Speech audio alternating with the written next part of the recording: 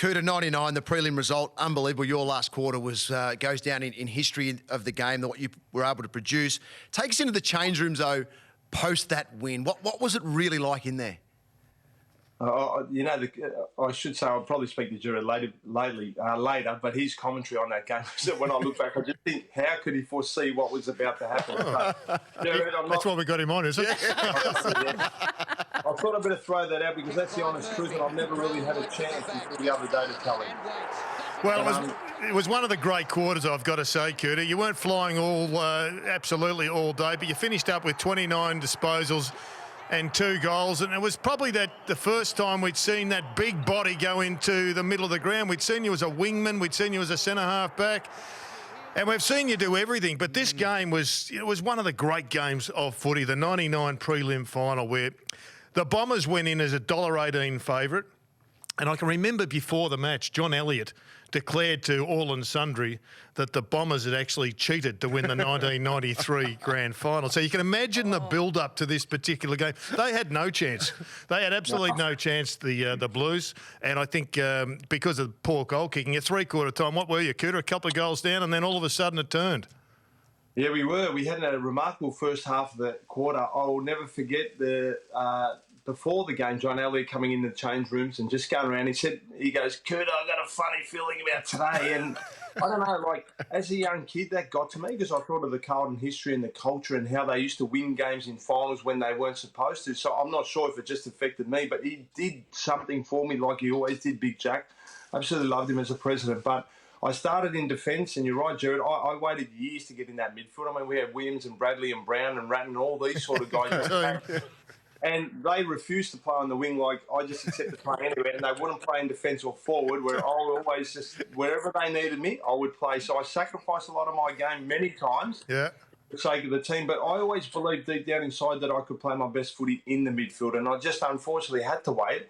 And throughout that season in 99, people probably don't remember, I played centre-half back for the majority of the year. Well, really all of the year, but sometimes through either the second quarter or the third quarter, they'd throw me in the midfield and I'd finish off the game really well. So I had a great 99 season until the last 5 weeks when I got injured. But I had that opportunity that day. I was playing in either back pocket or half back, I can't remember, but I could feel the game, I could read the ball, I was marking well, and at three-quarter time when Essendon played the way they should have played all day in that third quarter, they kicked 7 goals, 7, they got in front of us. That I was just at three-quarter time when the huddle was there thinking, please, just put me in the midfield. And the call didn't come until probably 2 or 3 minutes or 4 minutes in the last quarter. And I dare say it was that time when Murph had the ball at half forward and I was running like a little kid on that wing and sprinting down there, hoping that he would see me. And I'm assuming that he did. And he kicked that ball in and I took the mark. And that's where it started. And the boys all lifted. And I know, like, the supporters would tell you that apart from all the premierships that Carlton played in that game, they will probably go down as one of the favourites of all time. Yep.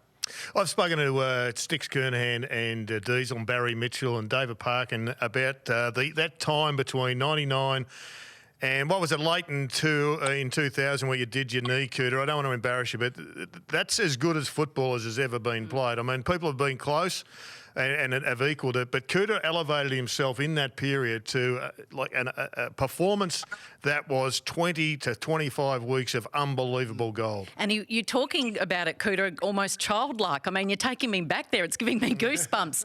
Tell me, I've had the privilege of sitting in the ABC commentary box with David Parkin for the last 10 years, and I see a lovely, warm, intelligent, smart, beautiful man.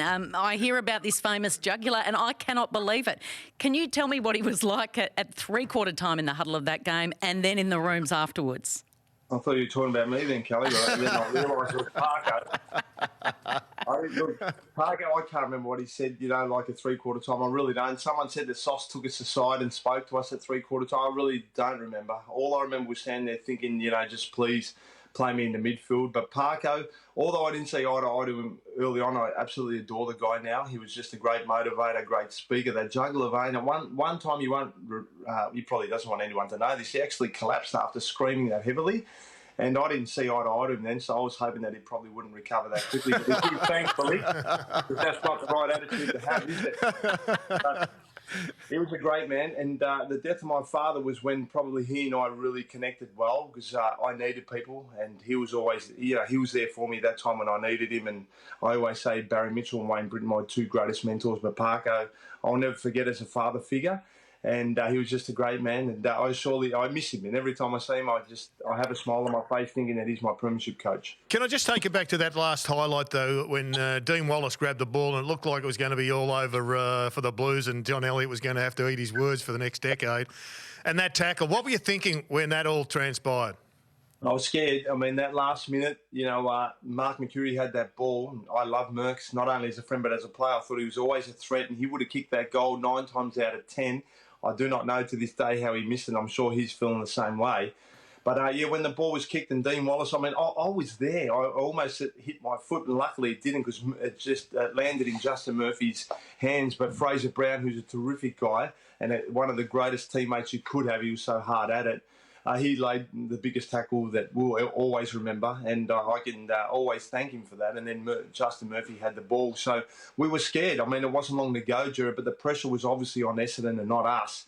But obviously we wanted to win that game to make it to the grand final. So it was just remarkable. And I remember saying in the commentary to Richard Osborne afterwards, it's a dream. Like, I never thought after Essendon had beaten us by 40-odd points the first time we played them, and I think 70-odd points, and Jared, you know, the second time that we played them. So we should not have even gotten close to them, and we were lucky to get over the line. Yeah, in round 16 that year, you were beaten by 76 points, and for memory, Parko came out and described his own team as just a B-grade operation. So you certainly elevated yourself. Would it go down in one of your greatest ever games that you've witnessed or you've played in? Because here at Fox Footy, we're actually celebrating the greatest 50 games over the last 50 years, and without doubt, that's got to be in. It's in my top 5.